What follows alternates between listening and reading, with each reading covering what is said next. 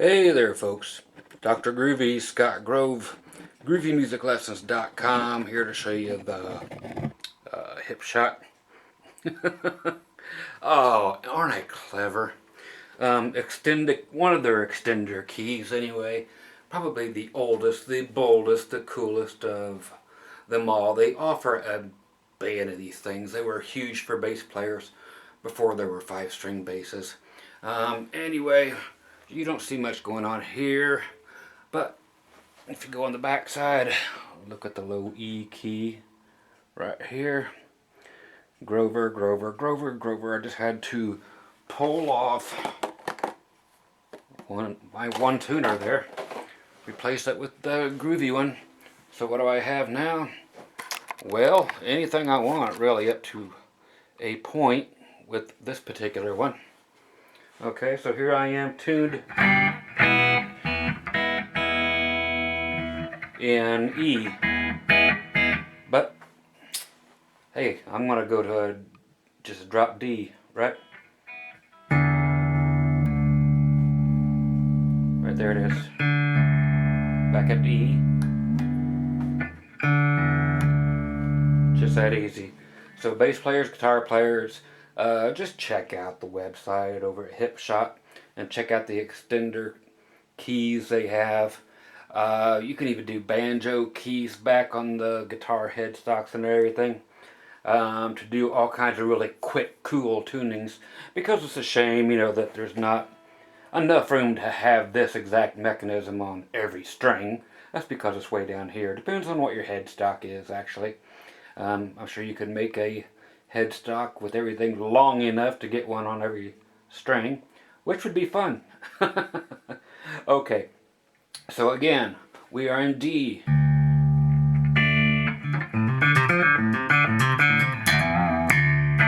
Now I'm going up to E.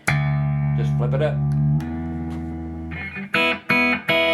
Okay, so the whole deal with these things is make sure you get your nut tight. Somebody told me the other day they went to go tighten their, it's on this one actually. Make sure you get the right one too. And you'll see, this thing don't really nobody even really sees it. Nobody's gonna see that from out anywhere. Hey, whatever, it looks cool. Classy as all get out. It's on this beautiful thing anyway.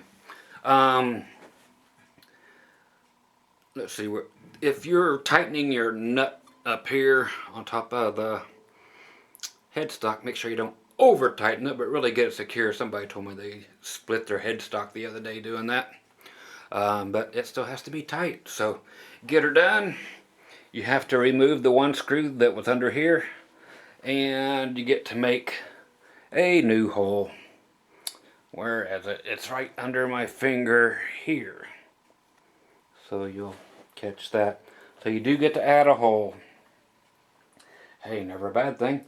The one place where everybody always forgets to do this thing is when you're tuning it. When you first put it on, you have to remember, number one, make sure you get the nut cut correctly.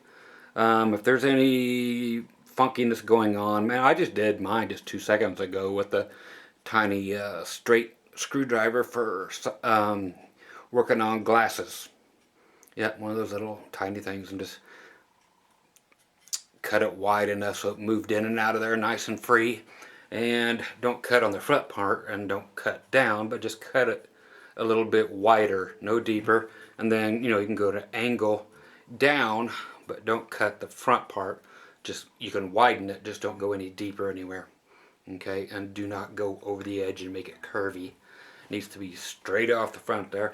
So it did have a little catch, and that's gone now.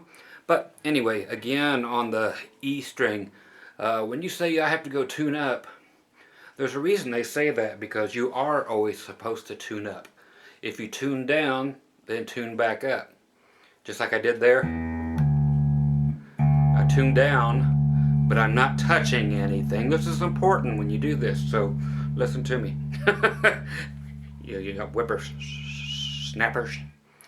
Say, whippers, snappers.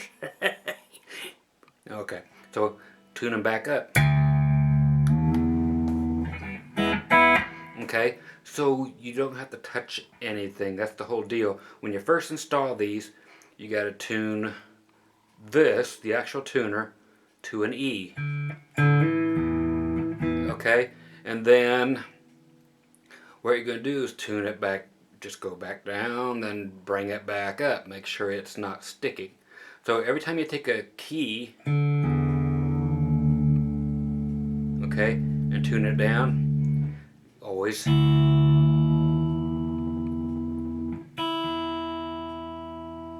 okay, so tune it up and do it a few times and just keep going backward, forward, just to make sure that you're actually doing what you're supposed to. If you don't do this, they're not going to work right. Oddly as it is, and the instructions that are with it are rather lengthy about just how to tune the E side here. And this does not have to be a D. It will drop down to a C sharp if you want. So for all you folks with just this particular one, there are way more of these out there that will do other things, since everybody demands so many different things. This will drop a step and a half. So if you're, you can go down to C sharp with it. It's where it will bottom out, just a little bit below that. For some reason, if you just want to tune this up to G, and then when you drop it, then it goes back down to regular E, you can do that. Hey, if you're using wild, crazy tunings, just think about it. There's so many of them that they have on the market now, bass players.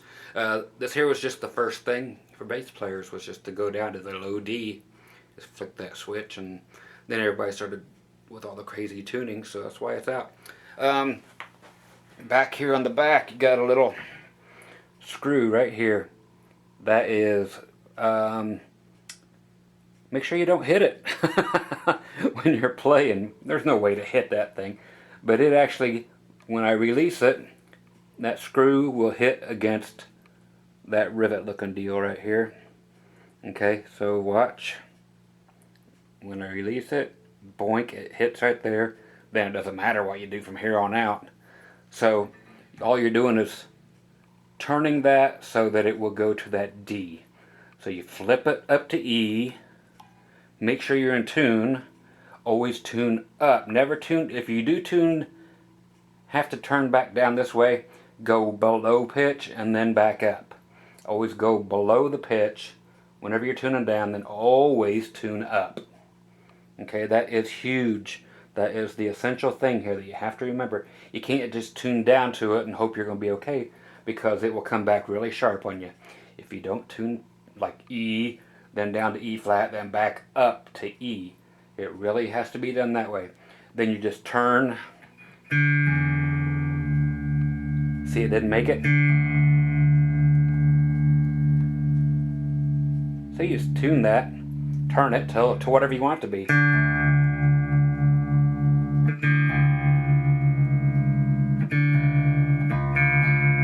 So I'm just tuning it, but you'd put it on a tuner, of course, until it gets to the D. You never touch this. You leave it there. Once you get that E worked out, you keep going to E flat, then back to E, E flat, back to E, then leave it. Second part is just getting that to go to a D or wherever you want it. Then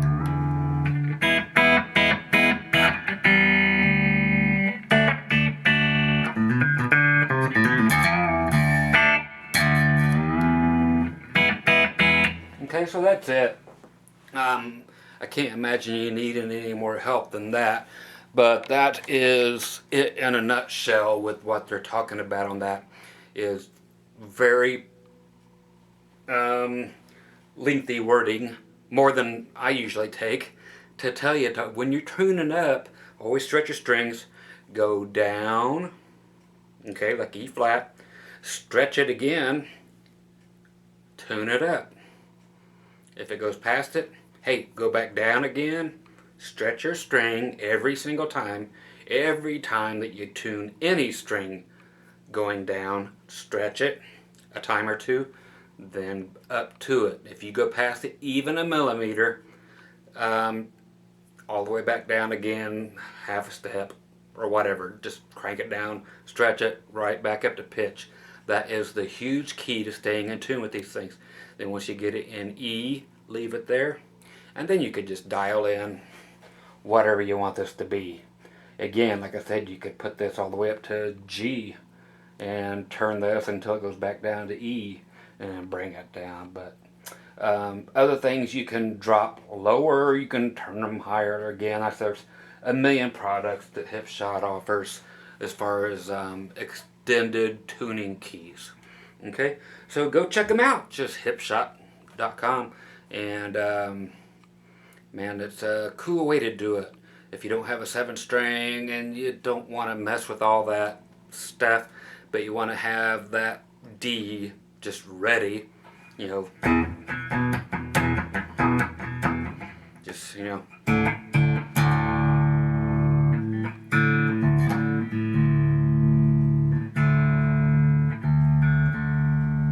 going to tune my D again. Back here. Way down. It's neat, so it's just like another tuning key. You just tune your D there, or whatever note you want, then back up. Okay, so if I had my tuner on, I could do it a lot better, but hey, there it is. I could say it thing a million more times, but I think you get it. It's all about tuning up, tuning up, tuning up, as you should be your whole life. If you've never done that, that could be a huge deal in why you think you're going out of tune all the time. You always detune, stretch, tune up. Okay? On everything. And again, that is just the key here on basses, on any instrument in the world, is to always tune up. That's where the phrase, again, came from. Last time I'll mention it, I swear. Hey, time to tune up. You always flip and tune up. So go check out all the different keys, the extender keys.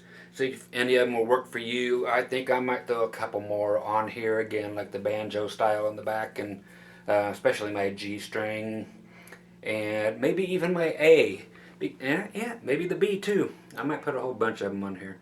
But just a lot of cool things to be done because I do such weird little country bendy things. But it'll be nice now to be able to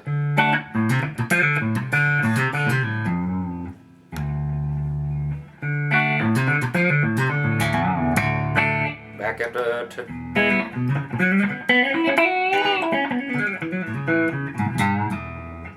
okay.